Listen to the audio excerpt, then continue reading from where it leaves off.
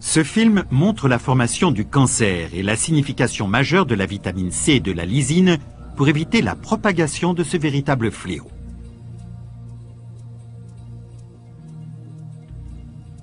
Voici une cellule ouverte pour une meilleure compréhension et fortement agrandie sous un microscope.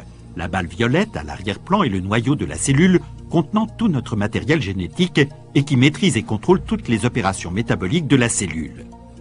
La structure rouge ressemblant à un vaisseau spatial est le site de production de la cellule. C'est ici qu'elle produit les enzymes et autres substances. Les informations relatives aux substances à produire sont données par la chromatine contenue dans le noyau de la cellule. Les structures bleu clair, au premier plan, sont les mitochondries.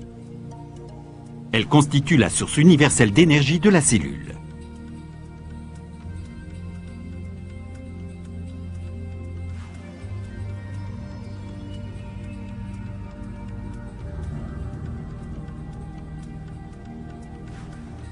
Les structures plus foncées représentent les molécules de collagène qui produisent des fibres entre les cellules du tissu conjonctif du corps humain. Une cellule cancéreuse donne l'ordre à l'installation de production par l'intermédiaire du noyau de la cellule de produire suffisamment d'enzymes, donc de biocatalyseurs, dont la fonction consiste essentiellement à digérer le tissu conjonctif les entourant. Ainsi, la cellule cancéreuse augmente sa multiplication et commence à se propager. Les structures à petites boules rouges grignotantes sont en réalité des enzymes ou biocatalyseurs. Ces petites boules ont l'aptitude extraordinaire de pouvoir directement digérer les fibres du collagène, raison pour laquelle on les appelle aussi les collagénases. Dès qu'un nombre suffisant de molécules du collagène est détruit, la cellule cancéreuse a la voie libre pour traverser le tissu conjonctif et le cancer peut se propager. Dans cette séquence, nous voyons le développement d'une tumeur maligne dans le foie. Vous voyez à nouveau le schéma en coupe transversale d'une cellule du foie fortement agrandie. La naissance d'un cancer suppose toujours deux conditions. D'une part, la multiplication des cellules cancéreuses aboutissant en définitive à une tumeur.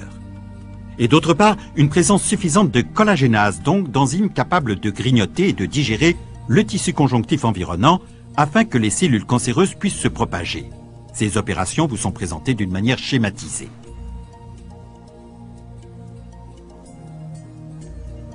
Les enzymes grignoteuses rouges multiplient les molécules du collagène et détruisent ainsi le tissu conjonctif.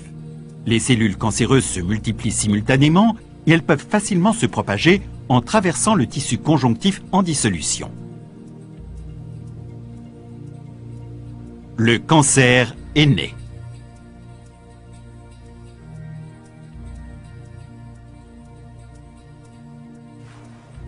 Cette séquence montre la migration d'une tumeur initiale située dans le foie pour former une tumeur secondaire dans le poumon, donc une métastase.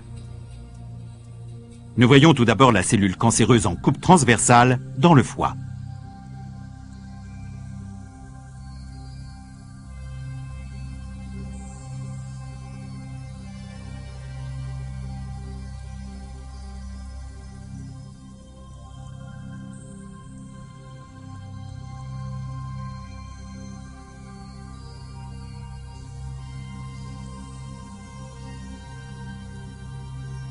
Les structures du collagène sont détruites et une cellule cancéreuse se détache et quitte sa position initiale vers le prochain vaisseau sanguin du foie.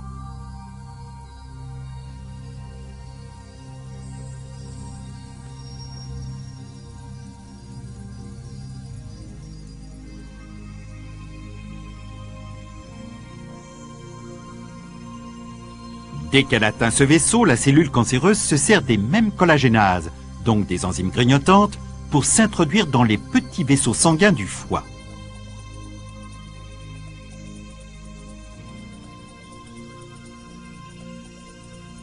La cellule cancéreuse s'introduit dans le vaisseau sanguin, où elle est emportée par le flux sanguin.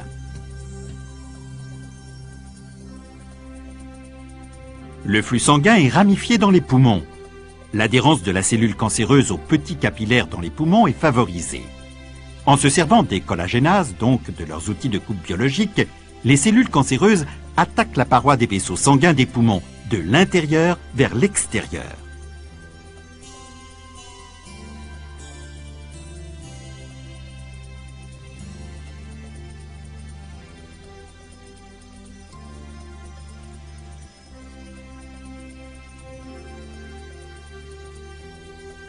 La cellule cancéreuse initiale du foie est dès lors en mesure de s'implanter dans les tissus conjonctifs des poumons et de développer une tumeur secondaire, une métastase pulmonaire.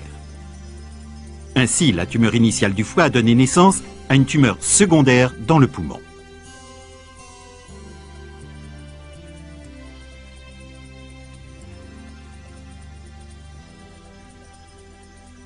La séquence suivante présente les progrès de la médecine cellulaire dans le domaine de l'endiguement du cancer. La vitamine C assure une production optimale en molécules de collagène et stabilise ainsi le tissu conjonctif environnant. La seule présence de suffisamment de vitamine C a pour effet de compliquer la vie de la cellule cancéreuse et de limiter sa multiplication. Un progrès complémentaire de la médecine cellulaire réside dans l'emploi d'un acide aminé, la lysine. Toute administration en dose élevée de ce produit naturel est en mesure de neutraliser les collagénases, donc les enzymes grignotantes. Les molécules de la lysine, en vert dans cette séquence, s'adaptent parfaitement au poste d'ancrage des collagénases et, familièrement parlant, leur clouent le bec. Les collagénases perdent ainsi leur aptitude à digérer le tissu conjonctif. Ceci offre donc la possibilité, par des moyens parfaitement naturels, de freiner la propagation du cancer dans l'organisme, voire même de le prévenir. Ce nouveau moyen thérapeutique de la médecine cellulaire a déjà été utilisé avec succès contre différents